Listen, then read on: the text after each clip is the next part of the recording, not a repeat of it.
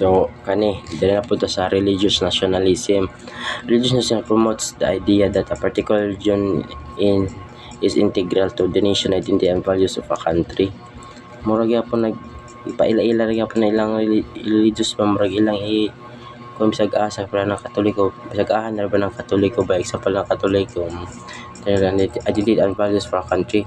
It often seeks to align state policies with religious, or silang seeks nga policies, doctrines, and may view nation as having divine purpose. Sample na ko na is Islamism ng Iran. The Revolution of 1970 established a theoretic Islamic republic rooted in Shia Islam. Pan-nationalism.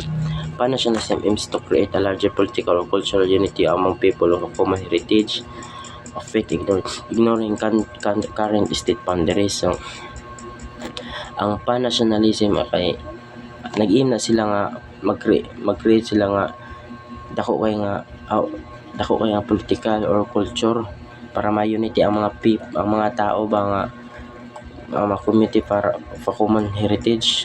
Often nga ma-ignore nila ang current state boundaries. So na ko example pan-nationalism. Pan-Arabism advocate the unification of Arab countries led by the figures like Gamal o Abdel Nasser. Na Pan-Slavism promote unity among Slavic peoples influenced by Balkans during 19th century o 20th century. Ang Pan-Africanism soft unity and solidarity among African. This diaspora nationalism. Diaspora nationalism keeps the identity, culture, and political aspiration of homeland alive among dispersed community. So, ang diaspora nationalism kay keeps na ilang identity o ilang private ra ilang identity, culture, political aspiration sa ilang homeland para alive sa ilang community ba. Tapos it often involves mag-offend gapon sila involved ang political activism or financial para ma-support sa bang ilang homeland ba. Ang example na ko ana is sa Jewish diaspora before 1948 support gapon sila Croatia Jewish state in Palestine na Armenian diaspora. Stateless nationalism. Stateless nationalism involve the pursuit of recognition, autonomy, or independence for a national within or cross existing group.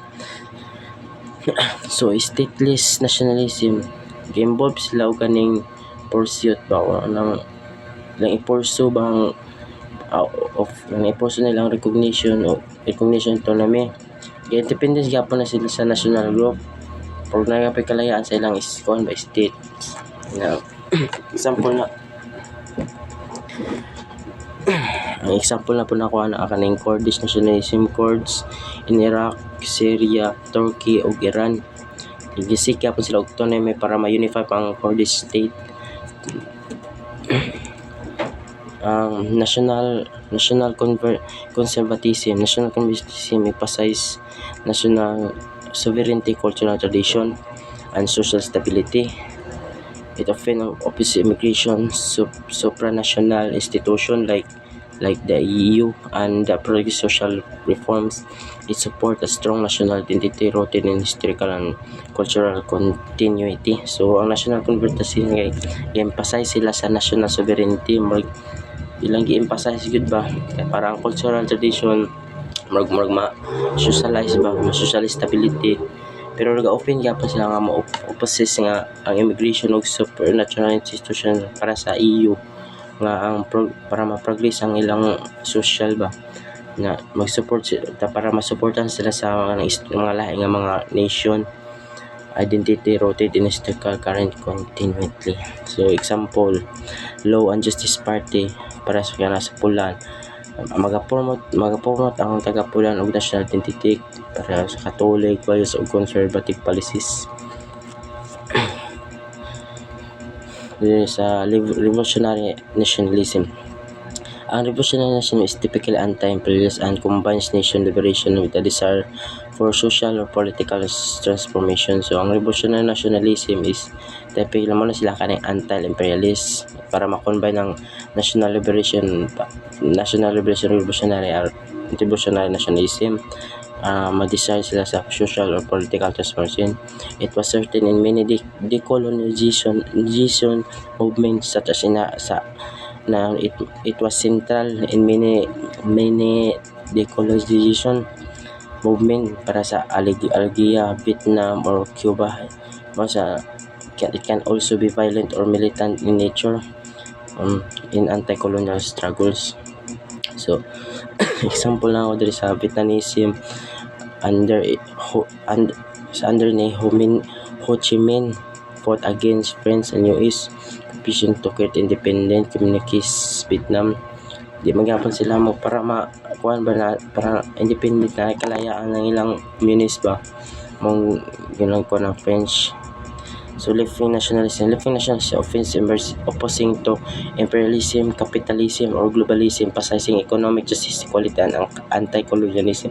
So ang left-wing nag-offend sila sa emerge sa opposition nga imperialism, capitalism, o globalism, na ilagi emphasize ang economic para ma-nay justice o dapat equal gyapon nga anti-colonialism. So ang Irish para sa Irish Republican era, Sinn Féin, i-combine nila nationalism with leftist para ang politics nga mo-oppose sa British para ma-rule nila ang Northern Ireland. So there is a conclusion. So ang national comes in many forms.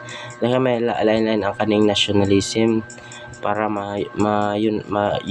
reunite ang mga tao ba, kung para ma-share po ang ilang culture, para nga na parehara ba, dili sila magbase common values, while sa uban nga mga paraan like civic and liberal nationalism are exclusive and democratic, others like ethnic or expressionist.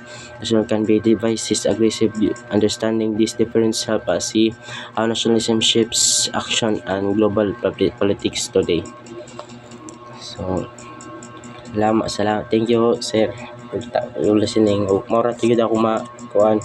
Mora yun ang nasabot yun na ako. Thank you, sir.